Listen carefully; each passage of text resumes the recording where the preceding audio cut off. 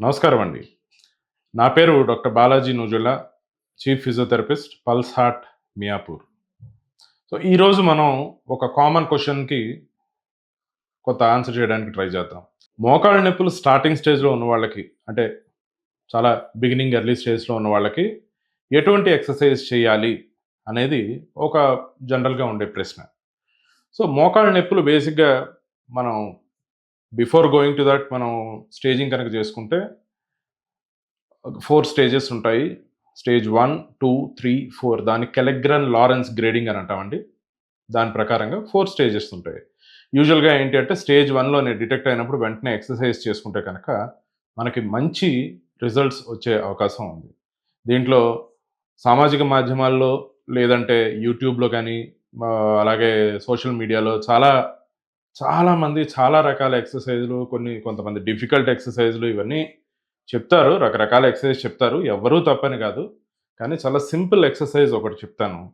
ఇది గనక మీరు చేసుకుంటే ప్లస్ దాంతో పాటు కొన్ని జాగ్రత్తలు పాటిస్తే కనుక హ్యాపీగా మోకాళ్ళ నొప్పుల నుంచి సత్వర నివారణ పొందొచ్చు. ఈ ఎక్సర్సైజ్ ఏమిటంటే చక్కగా మనం ఇలాగ కుర్చీలో హై సిట్టింగ్ ఆర్ చక్కని కుర్చీలో కూర్చొని, మనకి ఇంగ్లీష్‌లో అయితే హై సిట్టింగ్ అంటాము. తెలుగులో ఇలా కుర్చీలో కూర్చొని కాళ్ళని ఒక కాలుని చక్కగా ఇలా పైకి లేపి, మోకాళ్ళ దగ్గర స్ట్రెయిట్ చేసి, మడమని వెనక్కి ఇలాగ మెల్లగా అనుకొని 1-10 వరకు లెక్కెట్టి, అంటే 1, 2, 3, 4 అలాగ 10 వరకు లెక్కెట్టి, 10 కానీ, 15 కానీ లెక్కెట్టి చక్కగా మళ్ళీ వదిలేసేయడం. కిందకి వదిలేసేయడం. ఇది ఒక సింప్లెస్ట్ ఎక్సర్సైజ్. కాకపోతే ఐసోమెట్రిక్స్ అని చెప్పేసి, ఇంకా రకరకాలుగా క్లోజ్డ్ కైనమాటిక్ చైన్ ఎక్సర్సైజ్ అని చెప్పేసి రకరకాలుగా ఉన్నాయి.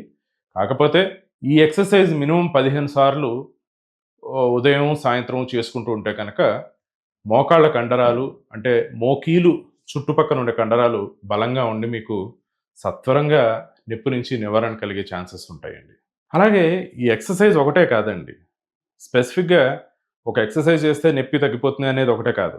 కేర్ కూడా చాలా ఇంపార్టెంట్. మోకాళ్ళకి జాగ్రత్తలు తీసుకోవాలి. ఇనీషియల్‌గా మోకాళ్ళ అరుగుదల మొదలైంది అని వెంటనే మనం తీసుకోవాల్సిన జాగ్రత్తలేమిటి? చాలా సింపుల్. ఎక్కువ సేపు నిలబడకపోవడం. అంటే ఎక్కువ సేపు అన్నదానికి ప్రామాణికం ఏమిటి అనంటే మనిషికి అది మారుతూ ఉంటుంది. మనకెప్పుడైతే బాగా ఎక్కువ సేపు నుంచొని కొంచెం మోకాళ్ళలో నొప్పి మొదలవుతోంది, స్ట్రెయిన్ మొదలవుతోంది అని తెలిసిన వెంటనే ఒక 5 మినిట్స్ కుర్చీలో కూర్చొని రెస్ట్ తీసుకోవడం. అలాగే ఎక్కువగా జాగింగ్, రన్నింగ్ అన్‌ఈవెన్ సర్ఫేసెస్ మీద చేయకుండా ఉండడము. ఇవన్నీ కూడా కొన్ని జాగ్రత్తలు తీసుకోవాలి. ఇవి చాలా కొన్ని జాగ్రత్తలు మాత్రమే. ఇన్ డీటెయిల్డ్‌గా కావాలి అంటే కనుక మీరు మా ఛానెల్‌కి సబ్స్క్రైబ్ చేసుకొని ఫాలో అయితే కనుక మీ క్వెషన్స్‌కి మేము ఎప్పుడు కూడా సమాధానం చెప్తాము. Thank you.